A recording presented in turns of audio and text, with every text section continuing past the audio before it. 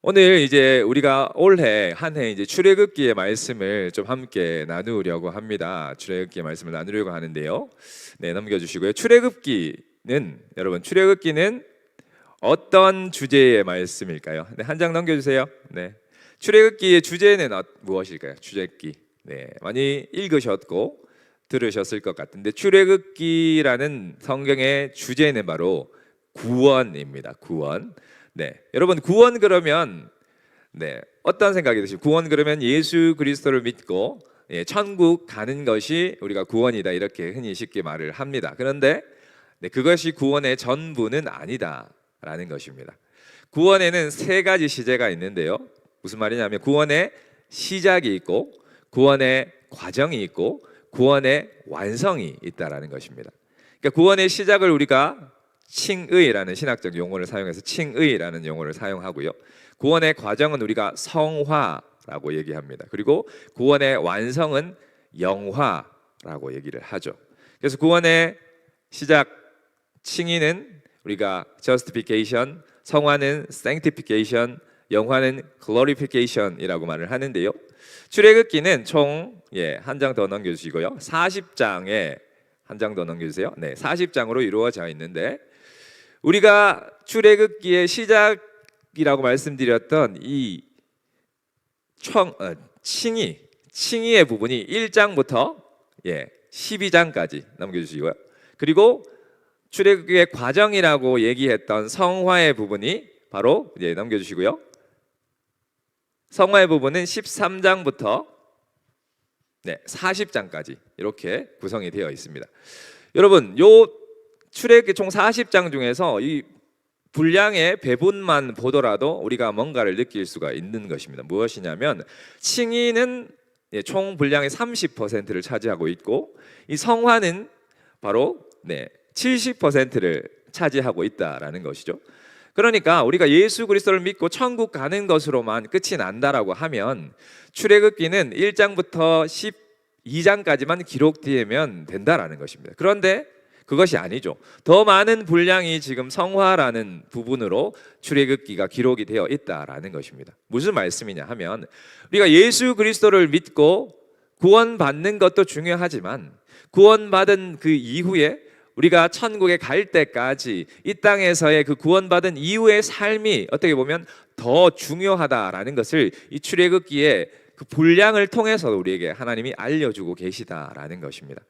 그러니까 출애굽기의 이 성화의 부분은 결국은 우리를 예수 그리스도를 통해서 구원하신 그 하나님께서 우리의 구원을 인도해 가시는, 이끌어 가시는, 경영하시는 그 과정을 우리에게 보여주고 있는 성경이 바로 출애굽기다라는 것을 여러분들이 기억하시면 좋겠습니다.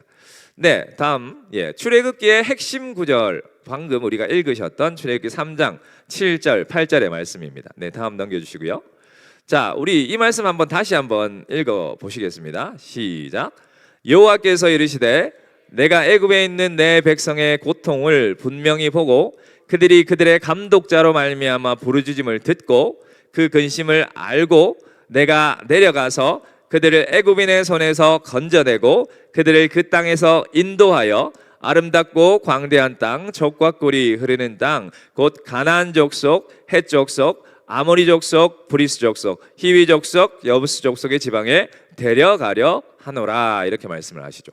여기 보시면 한 장 더 넘겨주시고요. 제가 빨간색으로 표시해 놓은 이 글씨들이 바로 동사들입니다. 그러니까 7가지 동사가 이 7절, 8절에 기록되어 있는데 이 7가지 동사를 통해서 출애굽기 전체 40장을 우리가 설명을 할 수가 있다라는 말씀입니다. 아까 저희가 처음에 불렀던 찬양 기억나십니까? 처음에 가사가 보고 듣고 알고 내려가서 건져내고 너희를 인도하여 데려가려 하노라. 그게 요 7가지 동사가 가사에 들어간 것입니다. 그래서 요 7가지 동사가 참 중요하다라는 것 기억하시고요. 이 7가지 동사를 가지고 이 출애굽기 전체 5가지 묶음, 5묶음으로 이렇게 분류를 할 수가 있습니다. 넘겨주시고요. 첫 번째 동사는 이제 보고 듣고 알고 이 3가지 동사로 1장, 2장을 우리가 설명을 할 수가 있습니다. 넘겨주시고요. 그 다음에 동사가 뭐죠? 보고 듣고 알고 내려가서라는 동사로 우리가 3장부터 11장까지를 설명할 수 있고요. 그리고 건져내고라는 동사로 12장을 우리가 설명을 할 수가 있습니다. 그리고 다음이 인도하여라는 동사인데요. 이 동사로 13장부터 24장까지를 설명을 할 수가 있고요. 그리고 마지막으로 데려가려 하노라라는 동사로 우리가 이제 마지막 25장부터 40장까지를 설명할 수가 있습니다. 이렇게 전체 40장을 크게 5 묶음으로 이렇게 분류를 할 수가 있는데요. 첫 번째 보시면 자, 보고 듣고 알고 1, 2장의 핵심 키워드는 바로 고난이라는 것입니다. 고난. 지금 이스라엘 백성들이 고난받고 있다라는 것이에요. 여러분 아시는 것처럼 창세기, 그러니까 출애굽기 바로 전 성경인 창세기를 보시면 이제 애굽의 가족 70명이 요셉이 먼저 애굽 땅에 가서 총리로 세워져 있었고 총리의 가족으로서 야곱의 가족 70명이 이제 애굽으로 들어가는 것으로 창세기가 끝이 나는 것을 우리가 보았습니다. 그런데 한 장을 딱 넘어가니까 출애굽기가 시작을 하는데 지금 총리의 가족으로 애굽에 들어갔던 그 이스라엘 백성들이 지금 노예 생활을 하고 있다라는 것입니다. 이것이 왜 그렇게 되느냐 하면 또 우리가 본문을 더 자세히 살필 때 말씀을 드리겠지만 그 새로운 왕, 그러니까 요셉이 애굽의 총리로서의 그 땅에 참 큰 공헌을 했던 것을 알지 못하는 새로운 왕이 애굽에 일어서면서 애굽에 세워짐을 통해서 그 요셉의 자손들, 요셉의 그 가족들이 이제는 노예로 전락해 버리고 말았다라는 것입니다. 근데 출애굽기 1장 7절 말씀해 보시면 그들이 생육하고 번성하여서 온 땅에 가득했다 이렇게 말씀을 하는 것입니다. 그러니까 왕의 입장에서 봤을 때는 이 노예들이 너무 인구가 급속히 불어나니까 그것이 불안했던 것입니다. 그래서 그 인구를 줄여보려고 어떤 일들을 했느냐 하면 남성들에게 심한 노동을 시켰다라는 것입니다. 심한 노동을 시켰는데도 불구하고 인구가 줄어들지 않으니까 이제 산파들을 보내서 이스라엘 백성들이 자식을 낳을 때 그 아들을 죽이게끔 했는데 그 산파들이 하나님을 두려워하고 경외하는 자들이었기 때문에 그 작전도 실패를 한 것이죠. 그래서 이제 마지막으로 했던 것이 무엇이냐? 이스라엘의 남자에게 태어나면 다 나일강에 던져 죽이게끔 했다라는 것입니다. 지금 이스라엘 백성들은 이러한 고난의 환경 가운데 처해 있다라는 것입니다. 그것이 1, 2장의 핵심인데요. 그러면 왜 이런 고난이 그들에게 찾아왔을까? 이 고난은 하나님께서 이스라엘 백성들에게 주신 환경이라는 것입니다. 그럼 하나님께서 왜 이스라엘 백성들에게 이 고난의 환경을 주셨느냐? 그들이 430년간 하나님을 알지 못하고 살아가고 있었기 때문이다라는 것이죠. 그래서 하나님께서 어떻게 하신 것입니까? 그들에게 고난을 주셔서 그 고난 가운데 그들이 하나님만 찾을 수밖에 없도록 하나님께 부르짖을 수밖에 없도록 하시기 위해서 그들의 환경 가운데 고난을 주셨다라는 것입니다. 네, 다음 넘겨주시죠. 네, 그래서 그들이 고난 가운데 하나님께 부르짖으면서 하나님께 기도할 수밖에 없게끔 하나님께서 만드셨다라는 것입니다. 그래서 우리가 1, 2장을 통해서 하나님께서 우리에게 주시는 교훈은 무엇이냐? 우리의 인생 가운데도 우리가 신앙생활해 가는 가운데서도 우리의 삶 가운데 고난의 환경이 있을 수 있다라는 것이죠. 그 고난의 환경에서 우리는 어떻게 해야 하는가? 한 장 더 넘겨주시죠. 네, 그 고난의 환경에서 한 장 더 넘겨주세요. 네. 우리가 고난의 환경에서 그 고난을 바라보기 위해서는 우리가 이 구속사의 안경이라는 것을 껴야 한다라는 것이죠. 무슨 말씀이냐면 하나님께서 우리 인생 가운데 그 고난을 주신 어떠한 이유가 있으시다라는 것입니다. 그래서 우리가 그 고난을 바라볼 때 하나님께서는 우리에게 가장 최고의 것을 주시는 분이신데 고난도 하나님께서 주신 것이라면 그 고난을 우리에게 주신 이유가 분명히 있을 것이다 라는 그러한 관점으로 그 고난을 바라보면서 그 고난의 환경 속에서 하나님만 찾고 하나님만 부르짖도록 하시기 위해서 하나님께서 고난을 주셨다라는 것이 바로 1, 2장의 내용인 것입니다. 그래서 하나님께서 이 고난의 환경을 바라보시고 기도하시는 이스라엘 백성들의 그 기도를 들으시고 부르짖음을 들으시고 이제 하나님께서 내려오시는데요. 3장부터 11절 내려오시는데 하나님께서 우리에게 찾아오시는 것, 하나님께서 우리 인간에게 찾아오시는 것이 은혜라는 것입니다. 믿으십니까? 네. 하나님께서 우리에게 찾아오시는 게 은혜인데요. 근데 하나님께서 은혜를 우리에게 베풀어 주시는데 하나님이 직접 은혜를 베풀어 주실 수 있지만 하나님께서 누구를 통해 은혜를 베풀어 주시느냐 하면 바로 사람을 통해서 베풀어 주신다라는 것입니다. 네, 넘겨주시고요. 네, 그래서 출애굽기에는 이 사람을 통해서 베풀어 주시는 은혜, 그것이 바로 하나님께서 하나님의 대행자인 모세를 세우셔서 이스라엘 백성들을 출애굽시키시는 그 은혜를 이 사람을 통해 베풀어 주셨다라는 것입니다. 그래서 우리가 3장부터 11장까지의 말씀을 통해서 우리가 깨닫게 되는 것은 하나님께서도 우리의 고난의 환경 가운데 우리에게 하나님의 은혜를 베풀어 주시기 위해서 하나님의 사람들을 우리에게 보내주신다라는 것이죠. 그래서 우리가 인생을 살면서 이 만남이라는 것이 굉장히 중요하다라는 것이죠. 구속사 안에서 봤을 때 이 만남이라는 것이 너무나 중요한 것입니다. 나도 누군가에게는 하나님의 은혜를 베풀 수 있는 사람이 될 수 있고요, 또 누군가가 나에게 또 하나님의 은혜를 베풀기 위해서 찾아와서 우리가 그분을 만나게 된다라는 것입니다. 하나님께서 이러한 사람들과의 만남을 통해서 하나님의 은혜를 베풀어 주신다라는 것이 3장부터 11장까지의 내용입니다. 그리고 이제 12장으로 가게 되면요, 건져내고라는 단어로 12장을 설명하고 있는데, 건져낸다라는 얘기를 조금 어렵게 표현하면 구원이라고 얘기를 할 수가 있습니다. 여러분, 이스라엘 백성들이 어떻게 출애굽하게 되었습니까? 어떻게 애굽에서 구원을 받게 된 것입니까? 하나님께서 10가지 재앙을 애굽 땅 가운데 하나하나 내리시면서 바로 바로에게 계속해서 무엇을, 이스라엘 백성들 430년 동안 하나님을 알지 못했던 그 백성들에게 무엇을 말씀해 주고 계신 것입니까? 바로 하나님이 누구신가, 하나님이 누구신가를 하나하나 설명하시기 위해서 애굽에 10가지 재앙을 주셨다라는 것입니다. 저는 예전에 그런 생각을 했던 적이 있습니다. 하나님께서 능력이 부족하신 분이 아니신데 왜 그렇게 번거롭게 10번이나 그 바로의 마음을 강팍하게 하시고 그 후에 또 재앙을 주시고 그 과정들을 왜 그렇게 많이 반복을 하셨을까? 이런 질문이 들었던 적이 있었습니다. 그런데 하나님께서 저렇게 하신 이유는 결국은 한 재앙 한 재앙이 결국 애굽의 신에 대한 심판인과 더불어서 그 백성들에게 하나님이 어떤 분이신가를 철저하게 설명해 주시는 과정이었다라는 것이죠.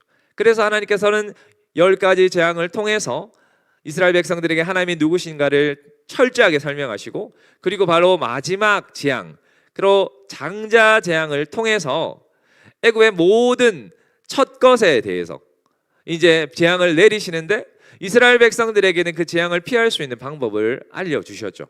그것이 무엇입니까?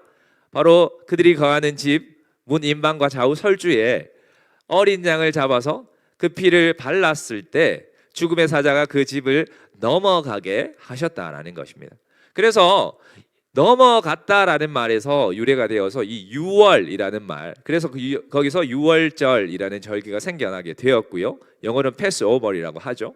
그래서 그 유월절 어린 양의 피를 통해서 하나님께서 이스라엘 백성들을 건져 주셨다, 구원을 베풀어 주셨다라는 것이 12장에서 설명하고 있는 내용인 것입니다. 우리에게 적용해 본다면 우리가 구원받을 수 있는 것, 우리의 힘으로, 우리의 능으로, 우리의 지혜로 되지 않는다라는 것이죠. 우리의 노력으로 되는 것이 아니다라는 것입니다. 구원은 철저하게 바로 십자가에서 우리를 대신하여 죽으신, 그리고 3일 만에 부활하셔서 지금도 보좌 우편에서 우리를 위해 기도하고 계신 그 예수 그리스도의 그 보혈의 피로 말미암아 우리가 구원받았다라는 것을 설명해 주고 있는 것이 바로 12장의 내용인 것입니다. 그러므로 우리가 예수 그리스도를 우리의 구주로 고백하고 있다라고 말을 할 수 있다면 우리는 출애굽기상에서는 12장에 우리가 머물고 있다, 이렇게 볼 수 있다라는 것입니다. 자, 여러분, 그러면 이제 12장을 넘어서 하나님께서 구원받은 이스라엘 백성들을 인도하시는데요, 총 3곳으로 인도하십니다. 전체 13장부터 이제 24장까지 중에서 전체 3곳으로 인도를 하시는데, 첫 번째가 13장부터 14장에 하나님께서 이스라엘 백성들을 홍해로 인도하신다라는 것입니다. 하나님께서 홍해로 이스라엘 백성들을 인도하시는데, 하나님이 홍해로 그들을 인도하시는 이유가 뭐냐? 목적이 뭐냐? 네, 보여주시죠. 네, 바로 침례를 위해서 이스라엘 백성들을 홍해로 인도하셨다라고 설명하고 있습니다. 여러분 고린도전서 10장에 보시면요 1절부터 4절까지의 말씀에 이스라엘 백성들이 출애굽해서 이제 반석에서 물을 내시는 그 과정까지를 아주 간단하게 1절부터 4절까지의 요약해서 사도 바울이 기록해 놓고 있는데, 이스라엘 백성들이 구름과 바다 아래에서 홍해 바다를 건넌 사건을 바울은 뭐라고 설명을 하고 있느냐 하면 바로 침례를 받은 사건이다라고 설명을 하고 있다라는 것입니다. 여러분 침례를 받았다라는 것, 침례가 어떤 것을 의미합니까? 바로 이스라엘 백성들이 홍해를 마른 땅처럼 건넜지만 바로의 군사들은 다 어떻게 되었습니까? 다 그 바다에 수장되어 죽었다라는 것이죠. 결국 이스라엘 백성들도 그 홍해 바다를 통과해서 예전에 바로를 섬겼던 그 노예살이 종살이했던 그 옛 모습은 수장되어 죽고 새롭게 이제 하나님을 주인 삼은 인생으로 그들이 새롭게 살아났다라는 것을 의미하는 것이 바로 침례라는 것입니다. 그래서 하나님께서 홍해 바다 길로 그들을 인도하신 것은 철저하게 너희가 이제부터는 구원받은 너희는 이제는 죄의 노예로, 애굽의 노예로 사는 인생이 아니라 하나님을 주인 삼고 살아가는 인생으로 너희가 살아야 된다라는 것을 철저하게 보여주시기 위해서 하나님께서 이스라엘 백성들을 홍해 바다로 인도하셨다라는 것입니다. 그래서 우리에게 저 말씀을 적용해 본다면 우리는 더 이상 죄의 노예로 살았던 옛 모습의 우리가 아니다라는 것이죠. 저 침례를 통해서, 세례를 통해서 우리의 옛 모습은 죽고 우리는 이제는 하나님만 주인 삼고 사는 인생으로 살아가라라고 하나님께서 우리에게 저 침례를 받게 하신다라는 것입니다. 여러분 그러면 하나님만 주인 삼고 사는 인생은 어떤 인생입니까? 보여주시죠. 네, 결국은 자신을 부인하는 사람이 되어야 한다라는 것이죠. 나의 고집을 버리는 사람이 되어야 된다라는 것입니다. 우리가 하나님을 주인 삼고 사는 인생, 우리가 성부, 성자, 성령 하나님 우리가 주인 삼고 사는 인생은 어떻게 살아야 하느냐, 좀 디테일한 것들은 우리가 말씀을 더 살펴볼 때 말씀을 드리겠지만 결국 하나씩만 말씀을 드린다면 성부 하나님을 우리가 주인으로 삼고 사는 인생은 출애굽에 보시면 첫 것은 하나님의 것이다 이렇게 말씀을 하시는 것이죠. 첫 것을 하나님께 드릴 수 있는 것이 성부 하나님을 주인 삼고 사는 삶이며, 그리고 성자 예수님을 주인 삼고 사는 삶이라는 것은 바로 무교절을 지키는 것, 죄가 없으신 무교병이신 그 예수 그리스도 말씀이신 그분을 먹고 영의 양식으로 우리가 먹고 살아가는 인생이 바로 성자 예수님을 주인 삼은 인생이다라는 것입니다. 그럼 성령 하나님을 주인 삼은 인생은 어떤 인생이냐? 바로 구름기둥 불기둥이 이스라엘 백성들을 인도하셨던 것처럼 우리가 성령 하나님의 인도하심을 받고 순종하며 살아가는 인생이 바로 성령 하나님을 주인 삼고 살아가는 인생이다라는 걸 우리에게 보여주는 것이다라는 것이죠. 하나님께서 바로 홍해에서 이런 침례를 통해서 이제는 내가 하나님만이 나의 주인이십니다라고 결단하고 자신을 부인한 백성들을 이제 다음 곳으로 인도하시는데, 바로 그것이 15장부터 18장까지 어디로 인도하시냐면 바로 광야로 인도하신다라는 것입니다. 여러분 출애굽기에 보시면요 수르광야, 신광야, 르비딤에서 두 가지 사건이 있고요. 그리고 신의 광야까지, 이것을 우리는 그냥 흔히 5대 광야라고 표현을 할 것인데요, 이 광야로 하나님께서 인도하셨다라는 것이죠. 그러면 하나님께서 이 광야로 이스라엘 백성들을 인도하신 이유가 무엇일까요? 광야로 인도하신 이유는 결국은 넘겨주시죠. 네, 바로 훈련을 위해서 그들을 인도하셨다라는 것입니다.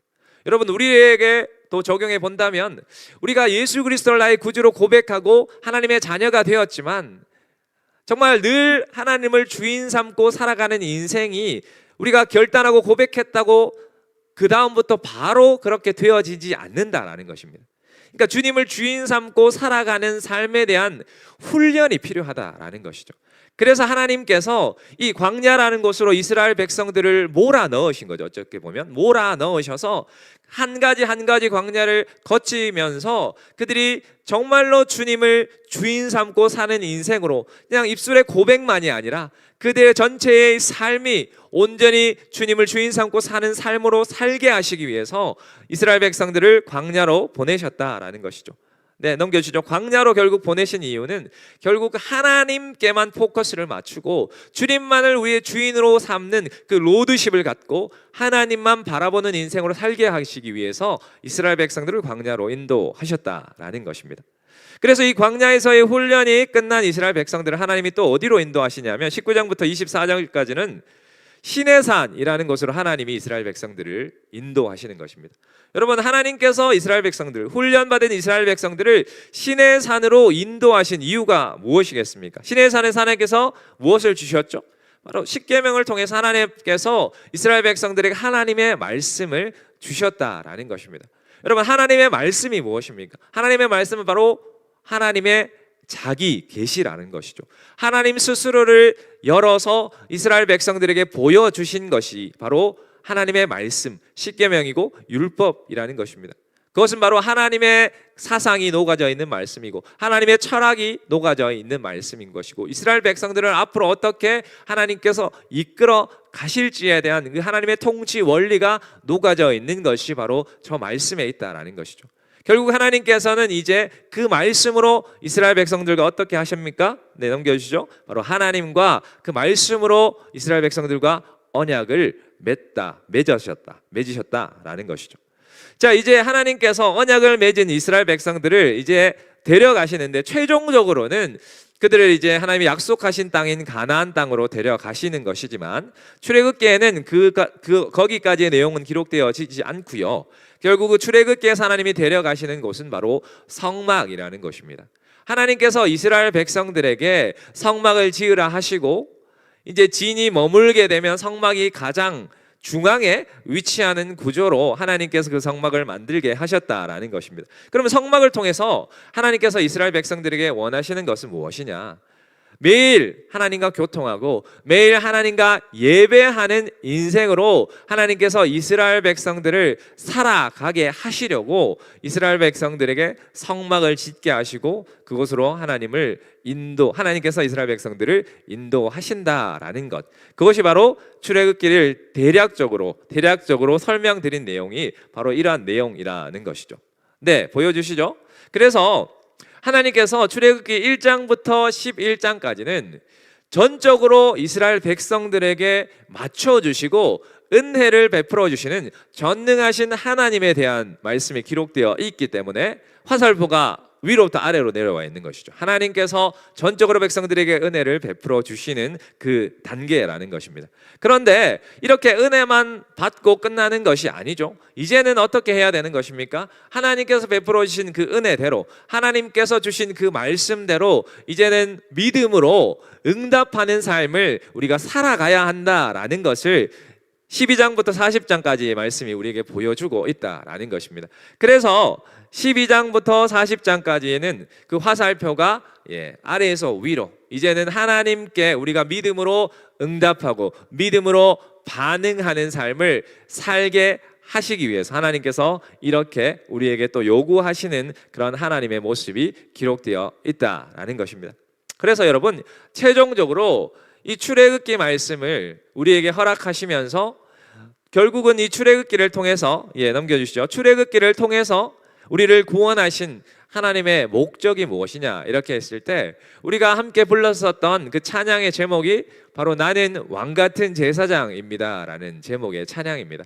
결국은 하나님께서 우리를 이 땅 가운데 왕같은 제사장으로 삼으셔서 우리만 이런 구원의 은혜를 누리고 우리만 이런 하나님의 그런 인도하심을 따라 살아가는 인생이 아니라 정말 아직까지 주님 알지 못하는 자들에게 예수 그리스도를 증거하고 그들 또한 우리처럼 하나님의 전적인 인도하심을 받고 이 땅 가운데 승리하는 삶을 살아갈 수 있게끔 하게 하시기 위해서 우리를 바로 왕같은 제사장으로 이 땅에 세우셨다라는 것이 바로 이 출애굽기에 우리를 구원하신 이스라엘 백성들을 구원하신 목적이다라고 성경은 말씀하고 있는 것입니다. 여러분 조금 빠르게 설명을 드렸지만 이제 말씀을 좀 정리하도록 하겠습니다. 하나님께서 올 한 해 제가 기도하면서 이렇게 내년에는 어떤 말씀들을 우리 성도님들과 함께 나눌까를 고민하면서 하나님께서 주셨던 마음이 정말 이 출애굽기의 말씀이 우리가 죄의 노예로 있었던 그 우리의 옛 모습으로부터 시작해서 우리가 구원받아 하나님의 자녀가 되고 그리고 천국에 갈 때까지 우리가 이 땅 가운데서 어떠한 모습으로 살아가야 하는지를 정말 철저하게 세밀하게 우리에게 보여주시는 말씀이다라는 마음이 들었습니다. 그래서 이 말씀을 우리 성도님들과 함께 나누면서 정말 내 인생 가운데 고난이 올 때마다 우리는 어떻게 대처해야 하고, 정말 우리의 인생 가운데 광야와 같은 시련이 우리를 닥쳐올 때 우리는 어떻게 해야 하는지를 말씀으로 그것을 진단하면서 정말 우리가 하나님 보시기에 바른 삶을 살아가기를 소망하는 마음 가지고 이렇게 올 한 해 출애굽기 말씀 함께 나누어 가려고 합니다. 그래서 주일마다 우리 하나님께서 주시는 은혜들을 통해서 온전히 주님만 바라보시고 주님이 원하시는 정말 왕 같은 제사장으로서 주님께 영광 올려 드리시는 저와 여러분들 다 되시기를 주님의 이름으로 축원합니다. 축원합니다.